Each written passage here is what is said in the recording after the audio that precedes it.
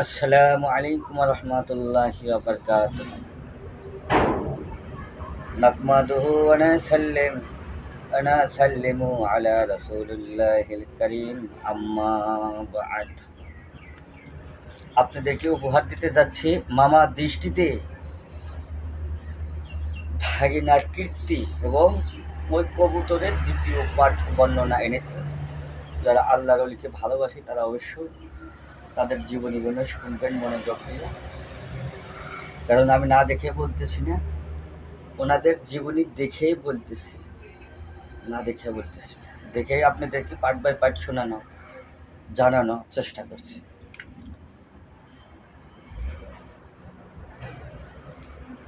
সিলেট বিজয়ের পর হযরত শাহজালাল রহমাতুল্লাহ আলাইহির কর্ম ব্যস্ততার বহনে বহু গুণে বৃদ্ধি পেয়েছিল। দিনের জন্য মুবাল্লিগ নির্বাচন ও মুবাল্লিগগণকে জরুরি তালিম প্রদান, তাদের জন্য এলাকা নির্ধারণ, ধর্ষণ, প্রাণী ও সমাগতের সাথে সাক্ষাৎদান, ভক্ত মুরিদগণের কার্যকলাপের লক্ষ্য প্রধান, তাহার দিকে উচ্চ পর্যায়ের সকল দান ও নম মুসলিম এবং শাসনকর্তাকে উপদেশ এবং পরামর্শ প্রদান প্রভৃতি কাজগুলি তাহাকে করিতে হইত। এই সকল কর্মব্যস্ততার কারণে কিছুদিন ধরিয়া তিনি ভাগিনাই হযরত শাহ পরান রহমাতুল্লাহ আলাইহির দিকে তেমন খেয়াল রাখিতে পারেন নাই। অবশ্যই কিছুদিন পরে একটি ঘটনাকে কেন্দ্র করিয়া ভাগিনের দিকে দৃষ্ট করার সুযোগ আসিয়া জটিল ঘটনাটি ছিল এইরূপ। হযরত শাহজালাল রহমাতুল্লাহ আলাইহি যখন সিলেটে আসিতেছিলেন, তখন পথে হযরতে খাজা নিজামুদ্দিন আউলিয়া রহমাতুল্লাহ আলাইহি এর সম্মানিত মেহমান হিসেবে কয়েকদিন তিনি দিল্লিতে তার খানকায় অবস্থান করেছিলেন। অতঃপর যখন তিনি হযরত খাজা সাহেবের নিকট হইতে বিদায় গ্রহণ করিলেন, তখন খাজা সাহেব তাকে সম্মানের নিদর্শনরূপ একজোড়া কবুতর উপহার দিয়েছিলেন। হযরত শাহজালাল রহমাতুল্লাহ আলাইহি সিলেট আসিয়া সেই কবুতর জোড়া দিল্লির খাজা সাহেব প্রদত্ত উপহারের স্মৃতি রক্ষার উদ্দেশ্য প্রতিপালন করিতে লাগিলেন। ফলে ক্রমাগত উক্ত কবুতরের বংশ বৃদ্ধি পাইয়া বিরাট এক ঝাঁক কবুতরে পরিণত হইল। মানুষ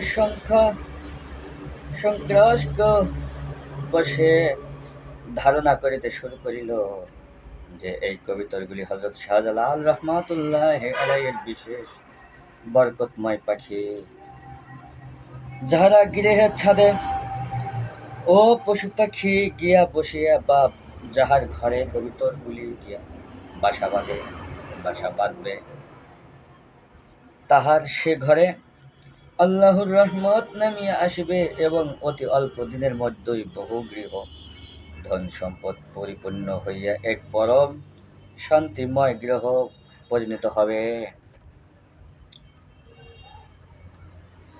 এইরূপ সংস্কার এবং বিশ্বাস বশতে কেহ কবুতরগুলিকে ধরিত না বা শিকার করিয়া খাইবার চেষ্টা করিত না।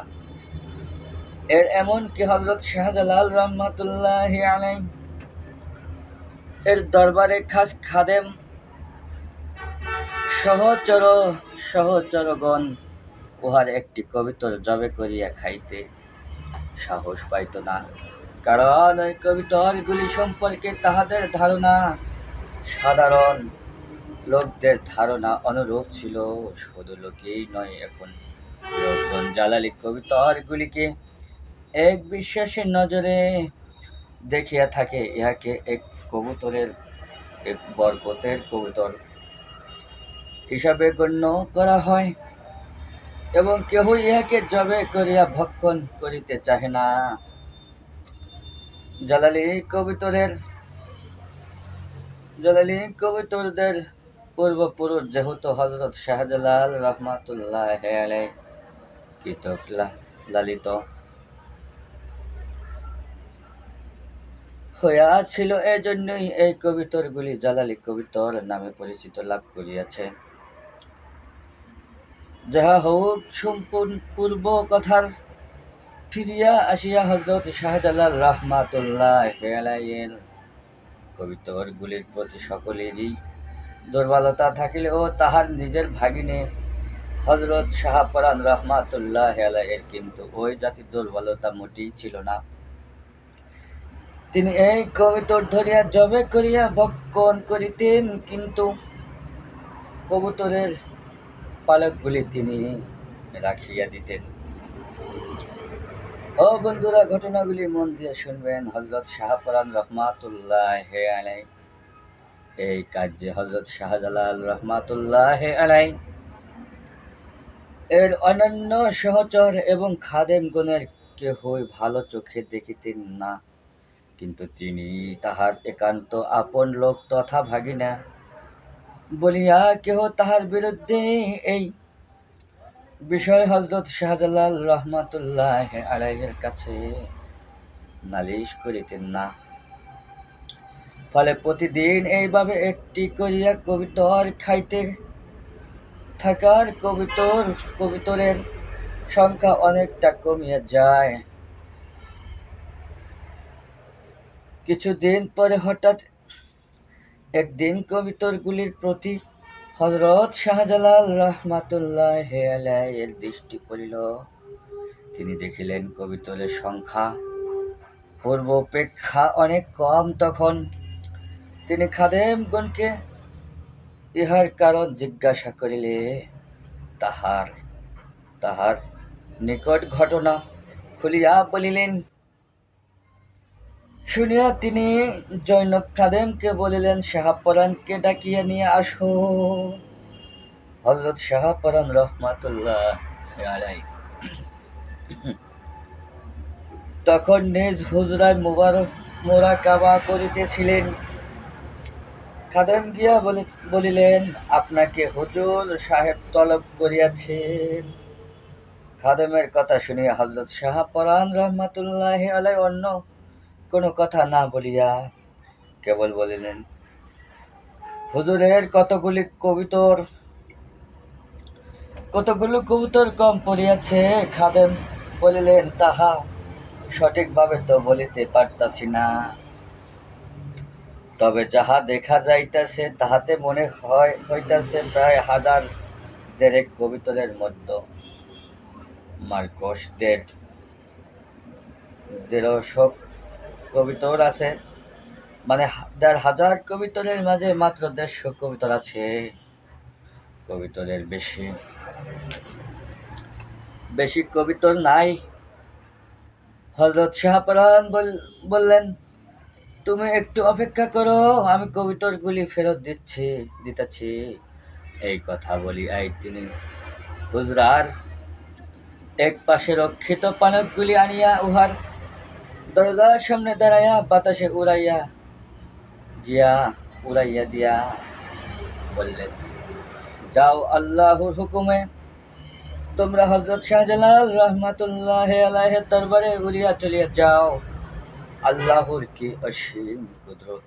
হযরত শাহপরাণ রাহমাতুল্লাহি আলাইহি এর নির্দেশ মাত্র একটি পালক একটি জীবন্ত কবুতরে পরিণত হইয়া ঝাঁকিয়া বাঁধিয়া উহা হযরত শাহজালাল রাহমাতুল্লাহি আলাইহির দরবারের সম্মুখে উপস্থিত হইল।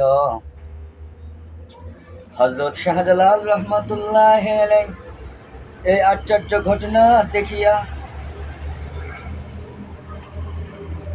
বিলম্বিত হলেন যে তাহার ভাগিনা এমন উচ্চ পর্যায়ে পৌঁছাইয়া গিয়াছেন, এতদিন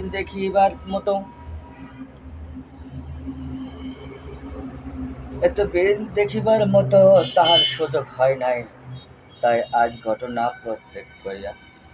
প্রত্যক্ষ করিয়া তিনি একদিক যেমন আনন্দিত হইলেন, অন্যদিকে আবার দুঃখ বোধ করিলেন। তাহার দুঃখ হইবার কারণ এই ছিল যে, এইভাবে কেরামত প্রকাশ করা আউলিয়াদের ঋত বিরুদ্ধ আউলিয়াদের ঋত বিরুদ্ধ বিশুদ্ধ বিরুদ্ধ হই হই ধারা মানুষ হেদায়ত লাভ করিবার বদলে ব্যক্তির প্রতি বেশি আকৃষ্ট হয়, যখন মূল লক্ষ্যটি যাহা ছিল মূর্খ ছিল, তাহা গণ্য হইয়া পড়ে। গণ্য বস্তুটি মূর্খ হইয়া পড়ে, তাহা দ্বারা মানুষের কোনো ফায়দা সাধিত হয় না। আল্লাহর ওলিদের নিকট হইতে কারামত প্রকাশ পাওয়া কোনো ব্যাপক নয়, কোনো কোনো সময়ে উহা ওলিদের অজ্ঞাত সারেই প্রকাশ পাইয়া থাকে।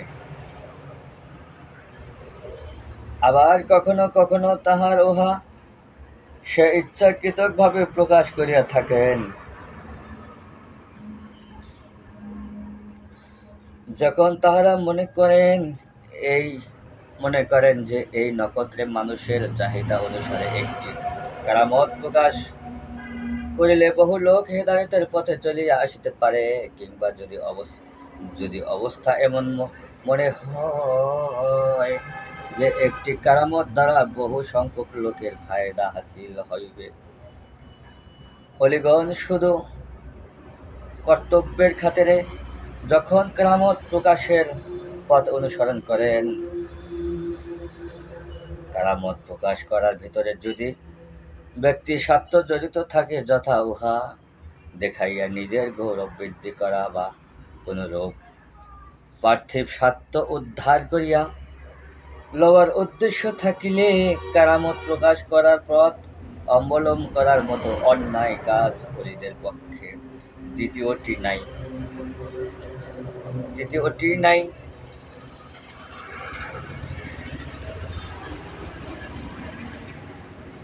কারামত প্রকাশের ব্যাপারে ওলিদের কতগুলি বিষয়ের দিকে পূর্বে লক্ষ্য করা প্রয়োজন। যেমন, যাহাদের উদ্দেশ্যে কারামত প্রকাশ করা হইবে, উহা কিভাবে গ্রহণ করিবে, উহার দ্বারা তাহাদের হেদায়েতের পথ প্রশস্ত হইবে কি হইবে না, বা কেরামত প্রকাশের ফলে লোকগণ কেরামত প্রকাশকারীর পেশভূত বস্তুর প্রতি আকৃষ্ট হইবে কি না, ইত্যাদি বিষয় পূর্বাহেই অনুধান করিয়া লইতে হয়। হযরত শাহজালাল রহমাতুল্লাহি আলাইহির নিজের দ্বারা অসংখ্য কেরামত প্রকাশ পাইলেও তিনি কেরামত প্রকাশের ব্যাপারে উল্লেখিত বিষয়গুলির প্রতি খুবই সতর্ক ছিলেন। এখানে একটি ঘটনা উল্লেখ করা যাইতেছে।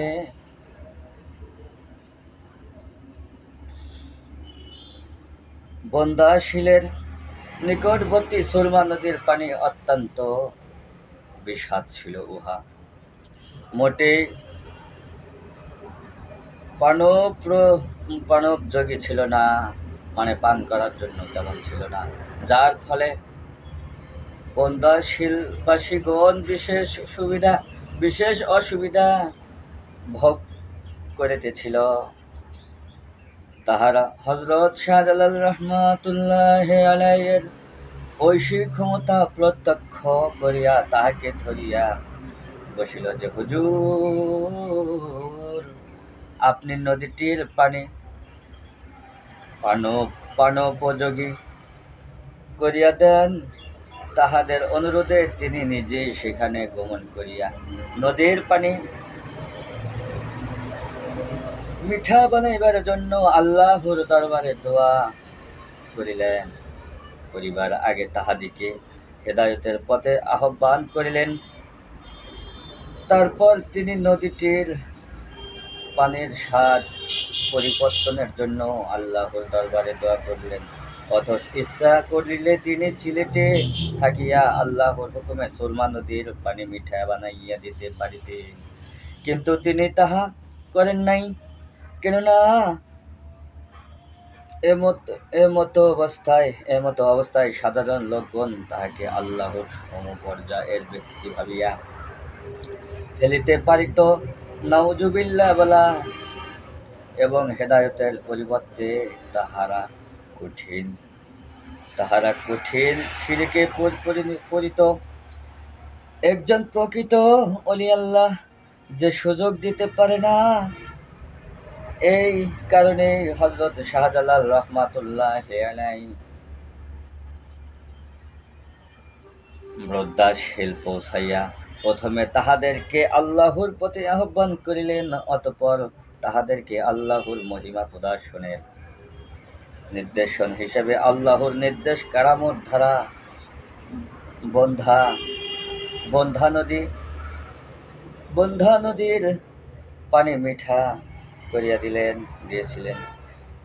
ফল কথা, আল্লাহর অলিগণ অহরহ কেরামত প্রকাশের সক্ষম হওয়া সত্ত্বেও যখন তখন তাহারা সেই ক্ষমতা জনগণের নিকট তুলিয়া ধরেন না, যেহেতু তাহাতে যে সাধারণের পরিবর্তে অতিহিত সাধিত হওয়ার সম্ভাবনা রহিয়াছে, এই দৃষ্টিতে হযরত শাহপরাণ রহমাতুল্লাহি আলাইহি কৃত কবুতরের পালকগুলি দ্বারা জীবিত কবুতর সৃষ্টি করায় হযরত শাহজালাল রহমাতুল্লাহি আলাইহির কিছুটা দুঃখিত হয়েছিলেন। একদিন নির্জন মুহূর্তে তিনি ভাগিনাকে শাহপরাণ রহমাতুল্লাহি আলাইহিকে ডাকিয়া নিয়া বললেন, বাবা, আমি অত্যন্ত সন্তুষ্ট হয়েছি তোমার আধ্যাত্মিক উন্নতি দেখিয়ে।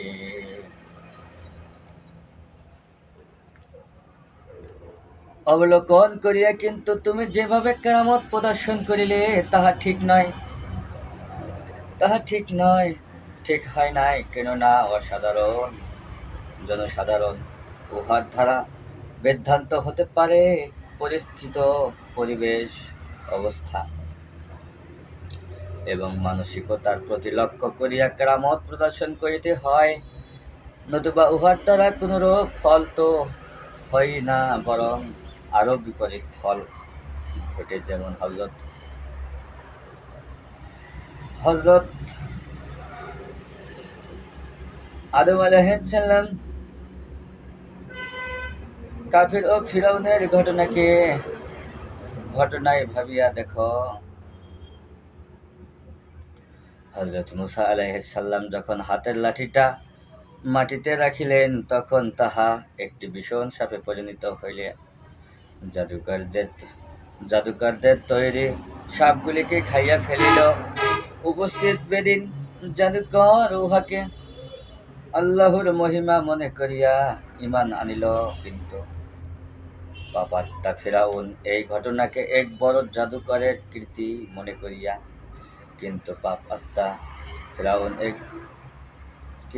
করিয়া হযরত মূসা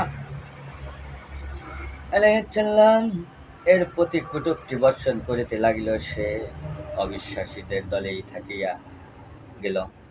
এই জন্যই বলিয়াছিলাম, পরিস্থিত লোকেরই বুদ্ধি বিবেচনার প্রতি লক্ষ্য রাখিয়া কারামত প্রকাশ করা চাই। আশা করি তুমিও ভবিষ্যতে এই ব্যাপারে সতর্কতা অবলম্বন করো। বন্ধুরা, এই ছিল মূল আলোচনা। দ্বিতীয় আলোচনা নিয়ে আসতেছি, এবং বেলায়েতের পাওয়ার এবং তরিকতের এবং মারাফতের মোট 4টা তরিকতের ভিতরে যতগুলো স্তর আছে এবং যতগুলো আমল আছে, এবং যথাক্রমে সম্পূর্ণ জানতে পারবেন, এবং কিভাবে ইলমে লাদুনী এবং ইলমে তাসাউফ অর্জন করতে হয়, ধীরে ধীরে সবগুলো জানতে পারবেন।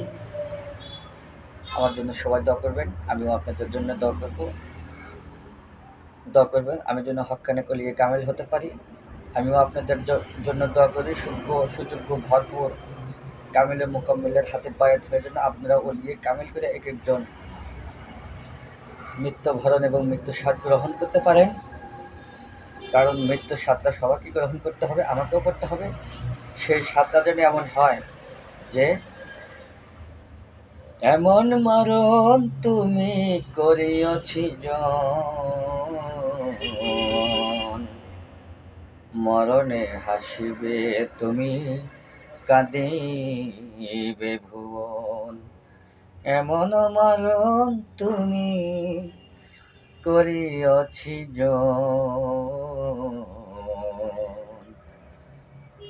মরণে হাসিবে তুমি কাঁদিবে ভুবন। ও বন্ধুরা, এই মরণটা আল্লাহর কাছে চেয়ে নাও, যেই মরণটা আমার আল্লাহ তোমার প্রতি খুশি খুশি খুশি, তুমি খুশি হইয়া ফিরে যাচ্ছ তোমার মালিকের দরবারে, সেই কারণে তুমি খুশি।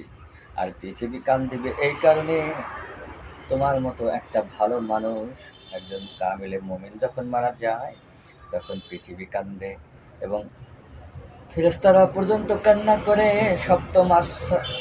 প্রথম থেকে সপ্তম আসমানের ফেরেশতা কান্নাকাটি করে, সাত আসমান কান্না করে, সাত আসমানের যতগুলো ফেরেশতা আছে সব কান্না করে একজন ইমানদার ব্যক্তি যখন দুনিয়া থেকে বিদায় হয়। আর যখন বেঈমান হয়ে মারা যাইবা, তুমি কান্না করবা, দুনিয়া কান্না করবে না। এই কথাটাই বোঝাতে চেয়েছিলাম। আমি কিন্তু গান বলি নাই, আমি কিন্তু শান বলেছি, মনে রেখো।